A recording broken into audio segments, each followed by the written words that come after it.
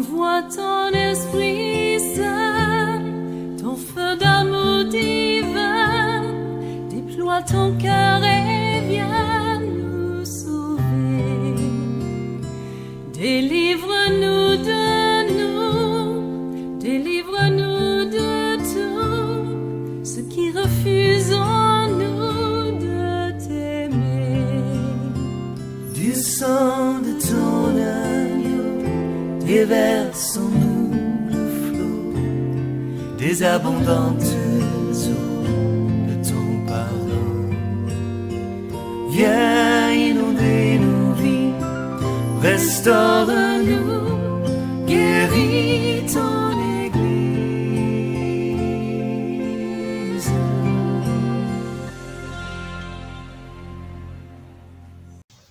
Alléluia. Bien-aimés, je vous salue dans le puissant et précieux nom de notre Seigneur Jésus-Christ de Nazareth. Je suis encore très honoré, c'est un plaisir pour moi tous les jours de partager avec vous ce que le Seigneur nous a confié à travers notre ministère. Soyez bénis. Oui, bien-aimés, nous devons préparer la venue du Seigneur Jésus.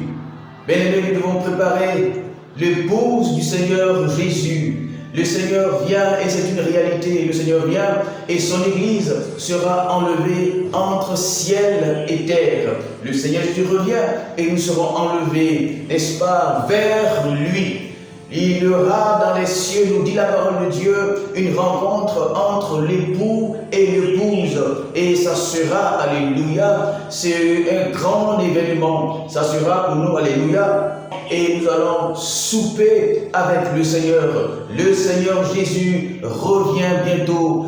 Le Seigneur Jésus revient bientôt. Et nous devons travailler, n'est-ce pas, à préparer la venue de notre Seigneur.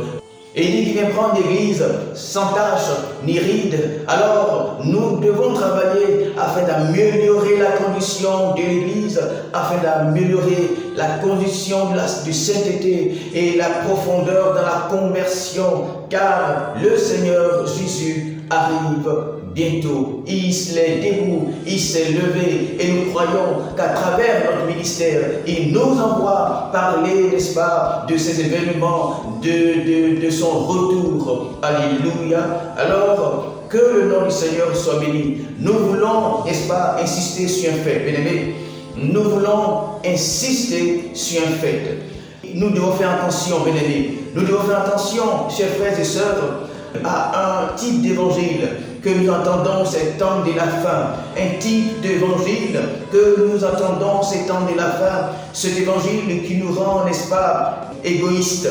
Cet évangile qui nous rend égoïstes. Cet évangile qui nous parle de nous seuls, notre bien-être. Alléluia. Cet évangile qui nous parle de nous seuls, notre bien-être. Cet évangile individualiste, d'individualité, n'est-ce pas? C'est cet évangile aujourd'hui qui est presque prêché dans toutes les communautés.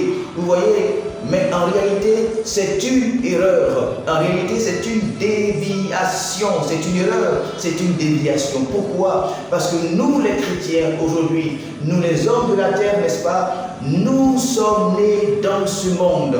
Nous sommes nés dans ce monde. Écoutez, nous avons parlé de l'Égypte, n'est-ce pas? Et nous avons dit que l'Égypte, dans l'Ancien Testament, est l'image du monde aujourd'hui. L'Égypte, là où était le peuple de Dieu, là où Dieu part à travers son serviteur Moïse pour faire sortir son peuple par sa main puissante, n'est-ce pas? L'Égypte est la condition de notre monde d'aujourd'hui. C'est vrai que nous avons parlé à un moment donné de l'Égypte et de ces choses-là, ces réalités. Alléluia. Et donc, nous avons dit que l'Égypte était le monde dans lequel nous sommes nés. Le monde, n'est-ce pas, déchu. L'Égypte est l'image, n'est-ce pas, du monde déchu. L'Égypte est l'image de là où Dieu nous a trouvés. L'Égypte est le monde où Dieu amène son serviteur Moïse, l'image de Jésus-Christ afin d'aller tirer, n'est-ce pas, les hommes déchus, n'est-ce pas, qui sont nés dans la captivité du monde, d'Égypte, avec Pharaon, un antichrist. C'est donc que Paul nous dit dans le livre des Thessaloniciens qu'il y a eu déjà beaucoup d'antichrists et Pharaon est une image, n'est-ce pas, de l'antichrist comme Nimrod dans l'Ancien Testament. Alors, nous étions, n'est-ce pas, où nous sommes dans l'Égypte, en Égypte. Alors Dieu nous sort, alléluia, Dieu nous sort d'Égypte. Dieu sort son peuple d'Égypte, le construit dans le désert. C'est dans le désert que Dieu amène son peuple lorsqu'il sort d'Égypte. Alors, par, n'est-ce pas, par l'élisme, aujourd'hui, le désert, là où Dieu nous met, l'étape, là où Dieu nous met pour nous former, afin que nous puissions le connaître, c'est l'Église. C'est l'Église selon le chapitre 10 de Jean, où il est dit que le Seigneur dit qu'il y a encore des brebis dans la ville. La ville, ce n'est pas l'Église.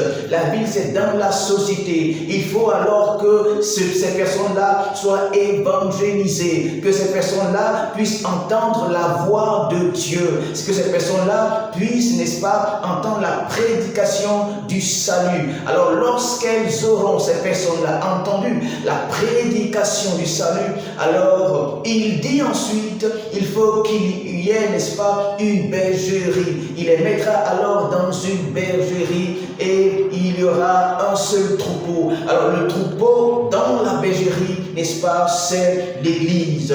C'est nous, le troupeau de Jésus-Christ, qui sont appelés les brebis du Seigneur. Et c'est dans ce lieu, la deuxième étape, que Dieu nous forme. Alléluia. Et nous avons parlé et nous avons dit que le plan de Dieu, c'est de construire un peuple, c'est de constituer un peuple. Le peuple qu'il voulait construire est constitué à travers Adam dans la Genèse.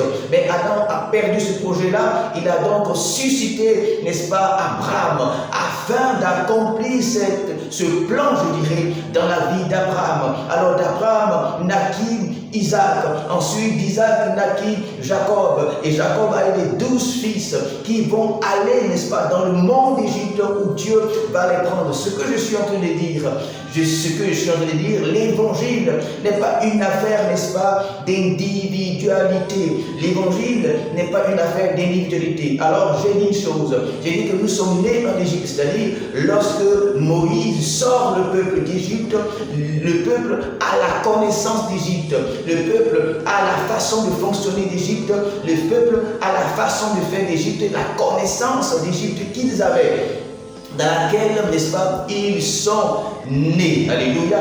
Cela voudrait dire que lorsque nous entendons l'évangile et qu'aujourd'hui nous sommes convertis à l'évangile, toutes les informations en nous sont des informations que nous avons emmagasinées depuis que nous sommes nés. Et où nous avons emmagasiné ces informations-là, c'est en Égypte que nous avons acquis ces informations. Maintenant, nous sommes en train de lire l'évangile dit, Jésus dit, et je dis également que l'évangile du royaume de Dieu, c'est d'autres informations, alléluia, c'est d'autres informations qui révèlent la plénitude de Dieu. Et qu'est-ce que la plénitude de Dieu? C'est Christ, Christ manifesté en chair.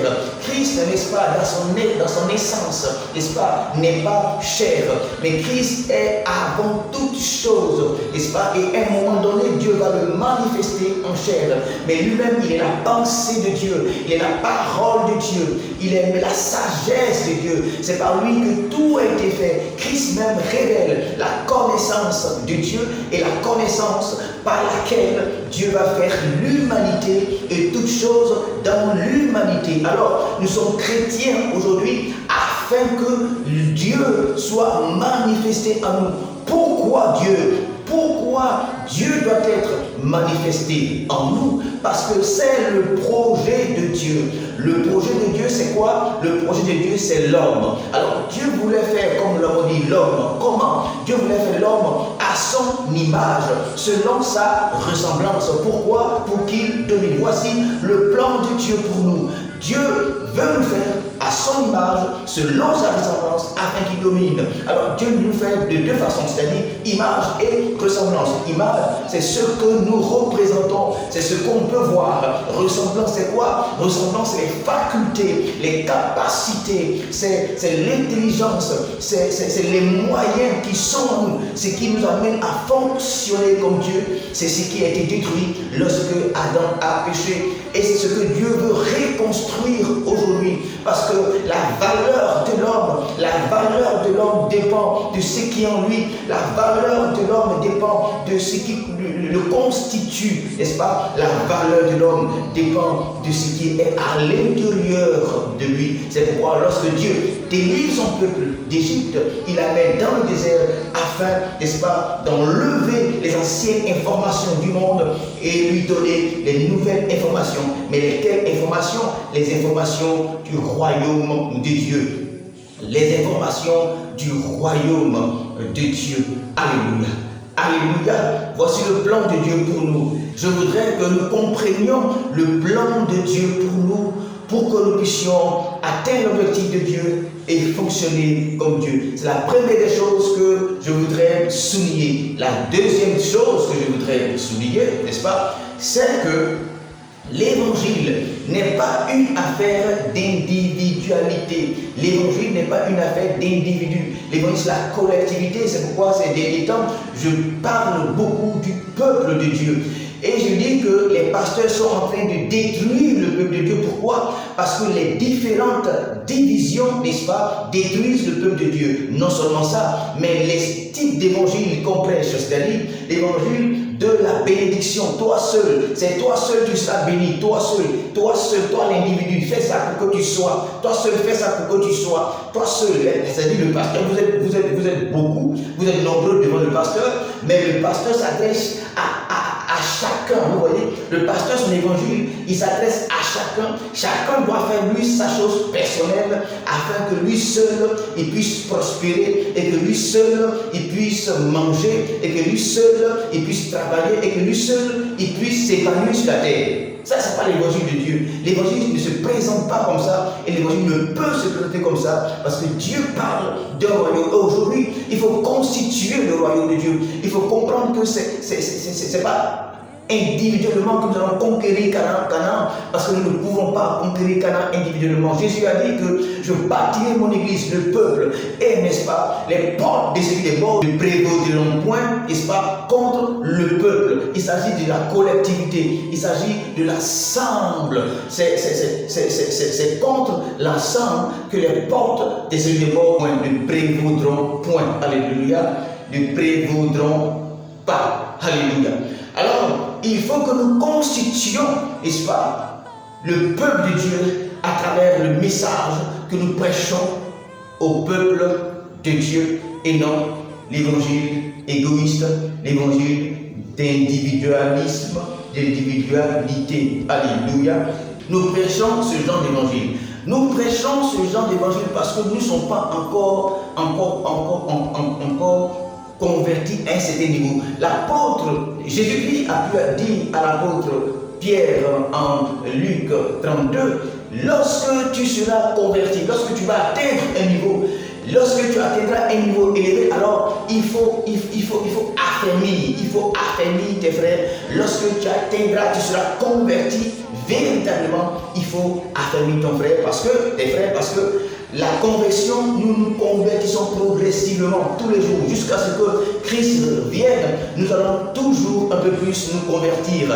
Jusqu'à ce que Jésus-Christ vienne, nous allons tous les jours un peu plus nous convertir. C'est-à-dire grandir dans notre conversion. Alléluia. Alors, lorsque nous venons, n'est-ce pas, du monde et d'Égypte, nous avons notre façon de fonctionner. C'est ce qu'il faut comprendre. Il faut comprendre que le monde gît sur la puissance du capitalisme. Le monde gît sous la puissance du capitalisme, et la puissance du capitalisme est une façon de fonctionner. La puissance du capitalisme, n'est-ce pas, est une mentalité. La puissance du capitalisme est un esprit. La puissance du capitalisme est une façon de faire. La puissance du capitalisme va développer, n'est-ce pas, des comportements d'individualité. Et nous sommes individualistes, n'est-ce pas? Nous vivons seuls, voulons réussir seuls, mangeons seuls. Et Jésus a dit dans ce temps de la fin que l'amour, n'est-ce pas, du plus grand nombre va refroidir.